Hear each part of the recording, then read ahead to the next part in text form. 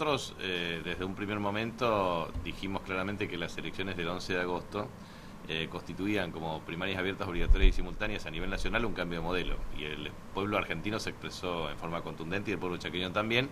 Y en el caso de la provincia del Chaco decíamos que era claramente una elección respecto al liderazgo. También se expidió el pueblo del Chaco de una manera clara y contundente. De manera que a partir de ahí nosotros lo que desarrollamos es una estrategia de unidad en la diversidad. Por lo tanto, planteamos una estrategia de unidad en el territorio, convocando a todos los intendentes a los efectos de ratificar su liderazgo, pero también a todos los que nos habían acompañado en esta elección, sumarlos a una instancia de participación democrática. Y obviamente teníamos un método de selección de candidatos que tenía que ver con lo siguiente. Primero, trabajábamos un mecanismo de valoración por consenso. Si no había consenso entre las partes, recurrir claramente a un método de selección de candidatos vía encuestas de opinión, si efectivamente era una regla aceptada por todos. Y eventualmente, si no hay posibilidades de lograr por consenso o por un método de escrutinio público a través de un sistema de encuesta, bueno, que se elija mediante un sistema en donde alguien pueda utilizar. Además, la dinámica que se da en el aspecto político con cortos lapsos de tiempo o en rangos temporales muy cortos, porque acá hace 2 años, de acuerdo con los resultados de esas legislativas, digamos, de medio tiempo, de medio año, o de media gestión, Ida Ayala se catapultaba como una figura primordial, fundamental para el radicalismo. Claro. Y hoy ya no está, digamos, ¿no? Claro, a ver, esto es una referencia indiscutible desde el punto de vista de la construcción política. El municipio de la Ciudad de Resistencia era un soporte muy fuerte de la competitividad electoral de la oposición cuando nosotros éramos gobierno. Entonces, haber ganado este bastión fue muy importante, porque aparte es exactamente lo mismo que pasa acá. Vos calculá que nosotros en 32 años, o sea, anterior a los 4 años de nuestra gestión, en realidad 26 estuvieron en manos de la oposición. Recordarás que solamente 2 años, donde Lindo Felipe Víter, 87-89, y después el Rafa González. El Rafa González, 1995-99. Pero en el caso concreto del Rafa, gana por un esquema de una sumatoria de 34 más 2, una alianza de 36% de los votos. O sea que, en general, el voto resistenciano es un voto bastante fragmentado. Claro, con 2 años de Víter, porque el periodo duraba así, 4 de González, ¿no? Exactamente. Aida Ayala es la intendenta de más duración, pues son 3 periodos. 3 periodos. Sí. 3 periodos, y aparte hay un tema interesante, porque en los 3 periodos de Aida Ayala tuvo una paridad de fuerzas desde el punto de vista de la competencia electoral. En el caso, el primer contendiente que tuvo en el año 2003 fue Manuel García Solá, y las diferencias fueron ínfimas. Lo mismo ocurrió con Pancho Vaquero en el año 2007. Después sí obtuvo una contundente victoria electoral, desdoblando elecciones en el año 2011. Y en 2015 nosotros con casi 5 puntos de diferencia. Usted tiene la posibilidad, Capitanich, de ir en las próximas generales por algo histórico en el Chaco, como lo es un tercer periodo, que nadie lo tuvo, digamos. Y estamos hablando de la gobernación de la provincia. ¿Con qué provincia en ese hipotético caso se encontrará usted? Bueno, nosotros vamos a encontrarnos con un escenario más complicado desde el punto de vista de deuda que cuando nosotros nos fuimos, porque nosotros terminamos con una auditoría de corte de 6.054 millones de pesos, y hoy deuda hay que ver más de 40.000 millones de pesos, o sea, de aproximadamente 18% del presupuesto a más de 50%. Ese es un primer condicionante. Segundo, deuda emitida en dólares o en moneda extranjera, que absolutamente va a generar complicaciones en los próximos vencimientos, pero eso hay que ver claramente los ¿Usted niveles. piensa auditar las empresas del Estado, por ejemplo, SECHEP, SAMEP? Sí, a ver, hay una cuestión que es Hace poquito, estuvo Nikic acá y dijo que en caso de llegar a ser gobierno van a auditar porque no puede ser lo que está pasando. A ver, hay una cuestión que es objetiva. Si tenemos déficit en las empresas públicas, que la tenemos que resolver, en el sentido de lograr equilibrio. Y el equilibrio se logra de una manera muy clara. Primero, cómo uno mejora los ingresos y cómo disminuye los costos. Y eso implica, obviamente, un nivel de análisis meticuloso de cada una de las cuestiones y las partidas. En el caso concreto de SECHEP y SAMEP, o sea, SECHEP es una empresa que tiene una cobertura de servicios equivalente a 394.000 usuarios. Pero hay 43.000 usuarios que no están debidamente regularizados y tiene alto nivel de consumo eléctrico no registrado. Entonces, empleo estatal, acá tenés una distorsión que tiene que ver con el sector docente. ¿Por qué digo distorsión? Porque muchas veces dice, aumentó 100% el empleo. Bueno, aumenta mucho el empleo docente. O sea, no es que haya incorporación masiva de trabajadores en distintas áreas, pero hay un sector, por ejemplo, salud pública, tiene 10.000, bueno, yo no tengo la estadística actualizada, pero a 10.250 trabajadores.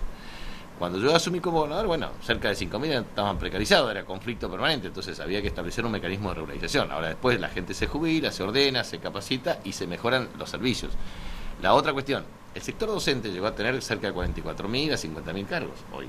¿Por qué? Bueno, porque vos tenés cerca de una matrícula de 410.000 alumnos. O sea, si vos agregás sala de 3, sala de 4, sala de 5. Sí, es exponencial, digamos, claro, ¿no? Y extendés ahora, ¿vos podés hacer un ajuste? Sí, un ajuste fiscal como te plantea la ortodoxia económica, decimos, tal vez sí, excluyo 30% de la población de educación, sí, entonces haces un ajuste brutal, tenés un superávit espectacular, pero una población no educada. Entonces, en función de las... Sí, perdón. Pero digo, es lo mismo, a ver, ¿cuántos tenés agentes de policía y todo el sistema de seguridad? 8.000. ¿Cuántos tenés dentro del tema de Poder Judicial? 4.500. Entonces, vos decís, a ver, para la prestación de los servicios básicos, y esto es interesante verlo, educación, seguridad, justicia y a su vez salud, sumás, hagamos una hipótesis rápida, 8.000 sistema de seguridad, 10.000 cosas son 18.000, después tenés 50.000, si querés 68.000 y podés bajar o cosas, porque esto depende del sector docente. Vos tenés los cargos que son titulares por concursos, tenés los interinatos correspondientes, tenés las horas cátedras convertibles en cargos, entonces y tenés los cargos del Poder Judicial, etcétera. O sea que no es que exista una inflación, te diría, de estructura, en muchos casos también ocurre, cuestiones que lo tenés que ver, pero en definitiva el empleo está directamente asociado a la prestación de servicios y al rol del Estado. Obviamente existen tendencias neoliberales que plantean una estrategia de ajuste ortodoxo, de exclusión. Nosotros creemos que es necesario primero hacer una modernización del Estado, estoy absolutamente de acuerdo con eso. Eso, para mí, hay que reducir el número de ministerios, mejorar sustancialmente una estrategia de digitalización y de plataforma digital. Creo que hay que darle una nueva vuelta de tuerca desde el punto de vista del perfil. Claro, yo me refería más al contenido, ¿no? Sí. Y a la utilización, porque son medios de todo. Sí, exacto. Es el Estado. En eso estoy de acuerdo, que creo que hay que... ¿Cómo va a encarar eso? En eso estoy planteando. Primero, siempre la concepción tiene que ser de pluralidad. Mira, nosotros tenemos la radio municipal. Pero todo lo dicen y después casi no se hace. Pero a ver, creo que hay varias cosas. En el radio municipal hay pluralidad absoluta. De ahí te agarrás, de diversidad. Tenés 87.9 y ¿te puedo tirar una sugerencia? No, pero digo, sí. ¿Qué es lo que pienso?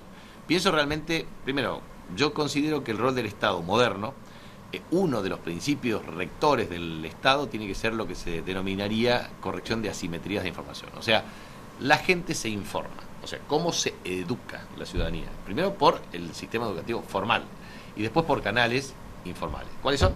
A través de las redes de comunicación, que son múltiples, desde televisión, radio, redes sociales, etcétera. Entonces, lo que yo siempre planteo, cómo te acerca, de un canal de YouTube o internet, vos podés acceder a un conocimiento extraordinario y podés corregir rápidamente los problemas de acceso al conocimiento. Entonces, yo creo que es muy importante trabajar esa plataforma. Pero, ¿se podría, por ejemplo, normar la utilización por parte de todos los partidos con representación parlamentaria, perfecto, que tengan el derecho y que no quede supeditado a que yo quiero, el otro no quiere? Totalmente. O a veces a la invitación como para disimular, digamos, ¿no? Totalmente, sí, yo creo que eso es lo que hay que hacer y regular adecuadamente y promover esa iniciativa, porque hay un problema central de formación política, porque sinceramente te digo, si nosotros no generamos dirigentes, líderes políticos, imbuidos, no solamente de lo que yo denominaría los 3 atributos esenciales del líder moderno, que es ética, en el sentido weberiano, la convicción y la responsabilidad, estética como continente de la ética y poética, o sea, de la verbalización de la palabra hablada y el encantamiento del lenguaje, sino también porque uno tiene que tener formación, o sea, una sociedad es heterogénea, cambiante, dinámica, exigente, ese liderazgo se necesita y a su vez se necesita tener una gran formación en materia de planificación de las políticas públicas, de ejecución y gestión de las políticas públicas y de comunicación. te agarran troles o te agarran mecanismos de aniquilamiento mediático y te dicen de que sos desde narcotraficante hasta... Claro, habría que, y tendríamos que tener más programas, más tiempo, ¿no? ¿Qué influencia tiene eso en la decisión del voto? Evidentemente no lo tiene en forma tan significativa, pero hace daño, y hace daño a las características de las personas. Todos tenemos familias, amigos, etcétera. Entonces hay que tener un sistema. Yo creo que ahí hay un vacío legal de no regulación. Claro. La verdad, este tema que se ha institucionalizado de ejército de troles, la verdad que eso es un... A ver, si hay un grupo de personas fascinerosas que escriben contenidos absolutamente ofensivos hacia las personas, la verdad es que eso es un tema que debe erradicarse absolutamente. Sí, hay que encontrarle la forma. Claro, porque ¿no? a ver, vos querés opinar, me parece muy bien, pero respetuosamente. Decía, mira, yo comparto contigo, no comparto. Y si tenés alguna denuncia para hacer, hacésela, digamos, en la vía judicial correspondiente. Y que la justicia actúe de una manera clara, porque si no, el problema central es que todos se establece un mecanismo de sospecha de carácter general y colectivo. Y eso no es bueno ni para la democracia, ni para las instituciones, ni para nadie. Que el tema comunicacional no se refiere solamente al interés que tenga el Estado en la administración de sus medios públicos, sino también en lo que a través de la pauta se mantiene a prácticamente el 95% de los medios de comunicación de la provincia, 250 medios. Ajá. Claro, entonces ese es el otro tema. ¿Cómo se maneja eso? Bueno, a ver, el tema de la pauta no solamente tiene que estar directamente asociada a la comunicación oficial. O sea, yo entiendo que... A ver, mi visión es la siguiente. Tiene que haber plena libertad de expresión, cada uno puede opinar lo que quiere. Ahora, el Estado tiene que coadyuvar al desarrollo de los medios de comunicación, pero a su vez también a difundir lo que hace. La publicidad de los actos de gobierno, principio esencial del sistema republicano. Y ahí es donde tenés que tener el equilibrio entre la sana crítica y a su vez también... ¿Pero la pauta sirve para la emisión de avisos publicitarios del gobierno o para que no se hable en contra, que no se proteste mucho, eso hablame por acá, hablame por allá? Eso depende de las características del líder de opinión, del periodista, del medio, o sea, eso depende de muchos factores, no necesariamente depende, o sea, la pauta en sí no te puede llegar a condicionar absolutamente nada. Pero sí la pauta hoy sostiene a muchos medios en un 90%. Bueno, 250. Sale la pauta, desaparece el medio, digamos, ¿no? Y periodistas que quedan sin trabajo. 250 medios, o sea que es mucho. Y eso tiene que ver con la asignación de recursos indirectos por parte del Estado. Creo que eso es un tema que requiere, a mi modo de ver, una regulación, que es la pauta oficial. Así como nosotros, yo creo que en la reforma constitucional la idea mía es propiciar la discusión respecto a la regulación de la pauta oficial. Lo hice como gobernador, pero no pudo aprobarse en la Cámara de Diputados. Cerca en el tema de la reglamentación de la pauta, algo que sucedió con el VAR. Sí. En lo deportivo, ¿no? El VAR para muchos es hoy la forma institucionalizada de legalizar el bombeo. Sí, claro, sí, exacto. Sí. No es el árbitro, claro, no, el VAR. Claro, es el VAR, exacto. Claro. En el caso de la pauta sería, no, está normada y la pauta indica que tenemos que darle tanta plata a tal medio. No, claro, por eso. A ver, así como siguiendo el caso del VAR y el uso de la tecnología para la reducción del error. El caso, viste, la cosa que funciona. Sí. El tema del gol con el chip de la pelota. Eso es lo único que funciona, porque ahí no hay lugar para el macaneo. Claro, porque eso ya está y... Cuando no da lugar a interpretación posterior. Claro, digamos, el problema central es la interpretación. ¿Entró o no entró? Exacto, entró o no entró. Eso es blanco-negro, eso es positivo o negativo. O sea, este lenguaje binario es el único que funciona. Cuando existe discrecionalidad en el análisis, estás complicado. Casi en el final, una pregunta que le pedimos Sí. que lo pueda analizar desde dos lugares. Uno la aritmética y otro la política, Sí. digamos, ¿no? Desde lo aritmético, con estos 15 puntos de diferencia de Fernández, ¿hay alguna posibilidad que el oficialismo en la Argentina lo pueda revertir tal como lo afirma el propio presidente, Elisa Carrió y demás? Bueno, o sea que las aritméticas dan para todo, pero... esto me parece que tiene una entidad o una naturaleza de carácter político.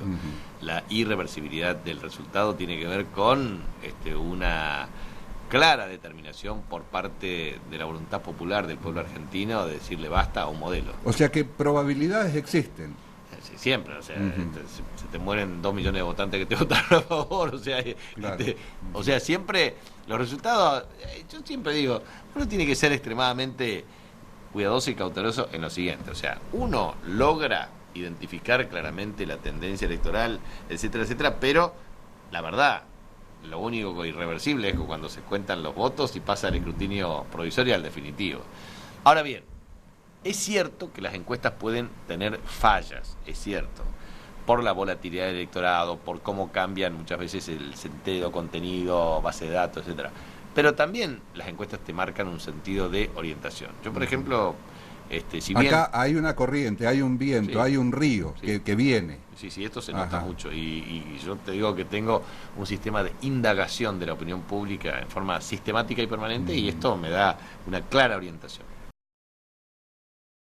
Los heridos y las heridas del Partido Justicialista, ¿van a ser restauradas? ¿Hay posibilidad de hacerlo? ¿O muchas va a veces... haber mucha simulación? A ver, muchas veces el problema central es la disputa por liderazgo político. El liderazgo político muchas veces se puede dirimir de una sola, o sea, se puede dirimir de una sola fórmula, a través del voto popular. Si el voto popular te da el veredicto, lo único que tenés que hacer es ganaste, convocar a todos. Muchas veces no todos se sienten representados y hay que tener esa capacidad de unir, surcir, hacer lo que hay que hacer. De enfermero también. Y claro, a ver, a mí me tocó liderar una red, a ver, porque esto es un tema importante, porque muchos se suben a las miles del éxito, pero yo recuerdo que en el 99, 98, el partido estaba absolutamente devastado, tenía una fractura extraordinaria y había que poner la cara y construir y tener voluntad. Personalmente la tuve con un conjunto de compañeros y compañeras y de referentes de distintos lugares. Logramos, después de 16 años, ganar el gobierno. Muy bien, eso es un tema extraordinario o sea, hay que tener templanza, voluntad, vocación, y hay que trabajar mucho.